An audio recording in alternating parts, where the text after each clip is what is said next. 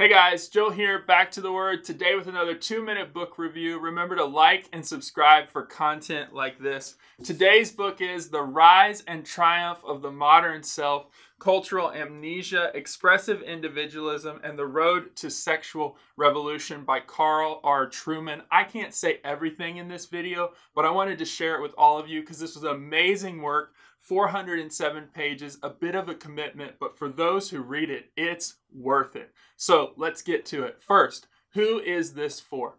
Primarily, I would say this is for anyone who's discipling people towards Christ, trying to represent Christ in our culture, lead people spiritually, you're preparing to be a pastor, or you are a pastor. Get this book, read it, it will help you immensely. It opened my eyes to categories, things I've been dealing with in my own life, in others' lives for years, finally clicked. I saw them in a new way, some of the ideas behind them, and it was super helpful. And I would encourage you to pick it up.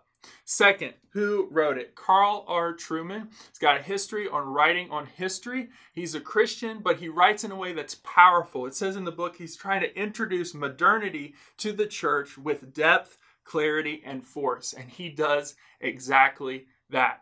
Finally, what stands out? Like I've already said, too much to mention, but here are just a few things. First, the way he wrote it. He wrote it with power, but in a historical perspective. He's not really critiquing culture. He's trying to describe what actually happened in a way that Christians can see it and understand, yeah, that happened, but also secular, those who are not saved could read it and go, yeah, that happened. We may feel differently about the results. We may praise or lament different things, but he's not doing that. He's writing clearly in a historical, powerful way to say, this is what happened, and here's where we are. Finally, he brings in lots of concepts about expressive individualism, the cultures, the person. But one thing that stuck out for me was these two terms, mimesis and poiesis.